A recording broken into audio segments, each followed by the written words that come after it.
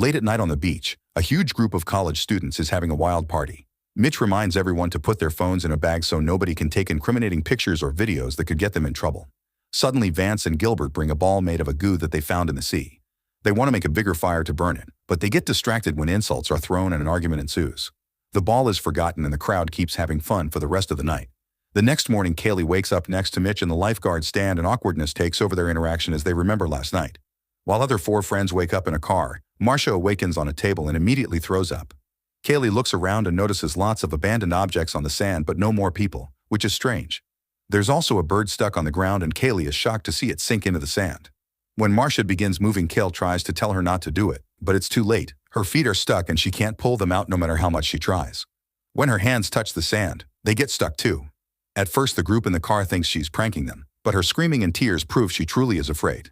Vance wants to help her and ignores the others when they try to stop him. He jumps out of the car and only takes a couple of steps before he falls and gets stuck too. When Vance starts yelling in pain, Mitch and Jonah want to help him, but the girls stop them. As Vance begins to sink into the sand, Jonah tries starting the car, but it won't work. Mitch throws a buoy tied to a rope but doesn't fall close enough. By now, Vance has lost half his face, and when he tries to raise his head, very thin strands pull him back down. In just a few minutes, both he and Marcia disappear into the sand. Afterward, the group discuss what to do. They can't call 911 because their phones are in the trunk, and the car battery is dead, so Jonah still can't make it start. Kaylee puts her hand near the sand without touching it, and everyone is shocked to see some mysterious strands coming out. At that moment, Gilbert wakes up. It turns out he's been stuck in a trash can with a naughty drawing on his face because of a party prank. He starts insulting his friends for leaving him there and tries to get out, ignoring the warnings the others are yelling. It isn't until they mention 2 people are dead that Gilbert stops moving.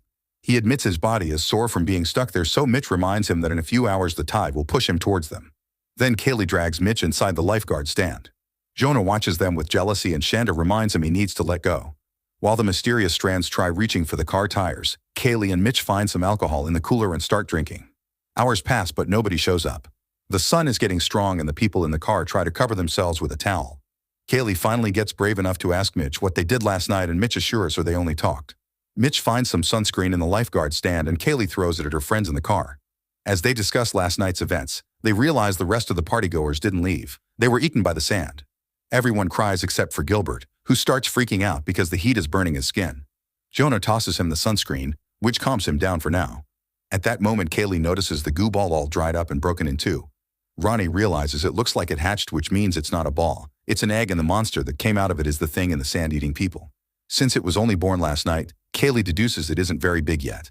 She gets a sausage from the cooler and throws it on the sand. Now everyone can see how the strands drag it underground. They throw a few more sausages because they want to see how far the monster reaches, but the strands keep coming out. A bird comes down to eat one of the sausages, only for the strands to catch it and quickly kill it. They throw the last sausage in another direction and the monster doesn't eat it, so that's the safe zone. It's not very far, but still enough to make it dangerous to reach it. The group begins arguing again and Ronnie points out they haven't seen a single car or person pass by in hours, so she can't be this simple. Refusing to give up, Jonah grabs 2 surfboards from the back of the car and throws them on the sand. The monster doesn't react, so he jumps on them safely. Now he can alternate the boards to move without danger. When Kaylee reminds him not to put his fingers too close to the sand, Jonah stops moving and announces they need to talk. He calls out everyone who cheated last night, but his friends think this should be a talk for later. Their priority should be escaping. Jonah keeps moving, and when he reaches a bench, the surfboard slips and he almost falls, but he grabs onto the bench at the last second. The others notice that the monster strands are moving the boards back and tell Jonah to come back, but he insists he can still save himself. Suddenly, the strands appear under Jonah and touch his stomach, so he makes a jump to finally reach the top of the table. The strands left bleeding wounds on his skin and Jonah starts to feel dizzy, so he lays down while hearing a pitching sound in his ears instead of his friends' worried voices. After a few seconds of resting, Jonah snaps out of it and complains about the pain, explaining it feels like 1,000 jellyfish. Since the wounds aren't very deep, Ronnie concludes the strands are poisonous. Jonah takes a deep breath and forces himself to move since there's a bag on the bench. He finds some food and accidentally drops a banana, which doesn't sink. When he picks it up, he notices the strands and lowers the banana again, but the monster only comes out in the sand, not on the bonfire spot. Then he jumps off the bench to land on the same spot and nothing happens, which confirms his theory: the monster hates fire. To celebrate, Jonah eats the banana only to watch in horror how his stomach wounds begin expelling pus. Kaylee calms him down with but firm words, telling him to get back on the table and check the bag again. He finds some drinks and begins tossing them at his friends, but when he's tossing the last can, the bench cracks and he slips. His wounds drip more pus before they start popping and bleeding, causing him to scream in pain. With tons of effort, Jonah keeps moving and manages to get back on the table. At the same time, the surfboards are moving on their own, which means the monster is taking away any means than they used to move. Then the strands appear under the car to attach themselves to the tires, trying to move them. Gilbert asks about the phones and Ronnie begins pulling at the back seats to reach the trunk, but they won't come off. She announces she'll try standing on the bumper to open it instead, but the metal is hot so she must cover the trunk with a towel. Before moving, Ronnie tells Shanda that she wrote a letter for her mom in her notebook and asks her to deliver it if something happens to her. By holding Shanda's hands for security, Ronnie crawls on the trunk and lowers her body to stand on the bumper. Meanwhile, Kaylee checks on the others. Jonah is unconscious and Gilbert will pass out soon from the heat, not to mention the barrel metal is digging into his skin. Ronnie manages to put the keys in the lock and starts opening the trunk, only for the lid to slip down. Thankfully, she holds on and doesn't fall. She tries again and the lid hits her legs, causing her to slip and land on top of the trunk, closing it again. Kaylee points out that the trunk is too wide so she'll have to lean back. Shanda and Rooney roll up the towel to use it as a rope, but it's still not long enough for Ronnie to lean back and open the trunk at the same time. Mitch and Kaylee remember that there's a rescue hook in the lifeguard stand and pass it to Ronnie, who has trouble moving because the car shakes when the monster pierces the tires. Very carefully, Ronnie finally manages to open the trunk. But before she can reach for the phones, another car appears on the beach and honks so loudly that it startles her. Ronnie slips and the trunk closes, catching her fingers. While she screams in pain, the others start yelling and waving their arms to get the new person's attention. The car stops near the table and Officer Alex of the beach patrol lowers his window to tell them the beach is closed. The friends explain what happened, but Alex thinks they drank too much and doesn't believe them. Ignoring their warnings, he gets out of the car, but nothing happens. Alex checks on both Jonah and Gilbert, walking around the beach without issues. It turns out the strands try to grab his feet but can't get through his boots. He mocks Gilbert for his size and the drawing on his face before trying to pull him out to no avail. Then Alex checks on Ronnie, but he can't get her fingers out either. He keeps insulting everyone and implying they consumed something illegal, so Kaylee yells at him for being useless.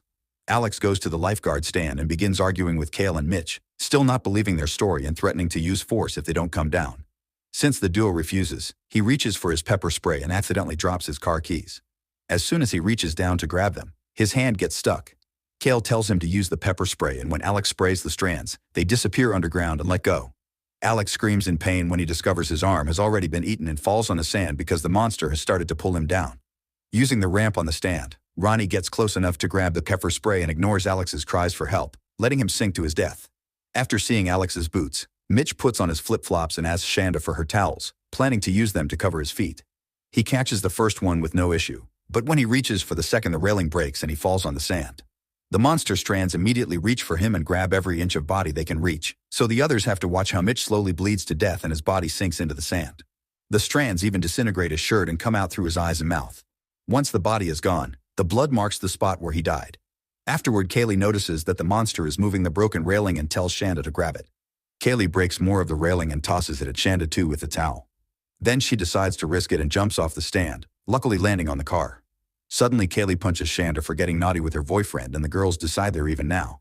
Jonah apologizes to Kaylee for what he did and they say "I love you" to each other. Gilbert uses his last strength to turn around in the barrel to communicate better with his friends and the strands keep reaching out for the dripping blood. Kaylee and Shanda pull Ronnie's body until they manage to get her hand out. Then they bandage it with a towel. Then they put the railing pieces on the sand to make a bridge and Shanda walks on it while explaining she actually did nothing with Jonah last night. After Shanda makes it safely to the table, Kaylee crosses too to reach her boyfriend. Ronnie comes next, but she gets distracted when she notices blood dripping from the towel. As Ronnie loses balance and falls, Kaylee begins spreading paper spray to buy them some time. It appears Ronnie is fine and Kaylee grabs her arm. However, the monster strands reach Ronnie's other arm and bring her down to make her sink. Everyone cries, unaware that the strands are slowly going up Gilbert's barrel.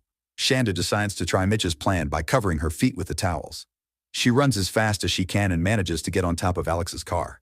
Suddenly, Gilbert feels the barrel moving and panics, but it only lasts a few seconds. Right after he announces it's over, he spits blood as big tentacles come out of the can to wrap around his body. They immediately bring him down, only leaving a trail of blood behind. Then the monster shakes Alex's car, causing Shanda to fall on the hood and hit her head, which knocks her out.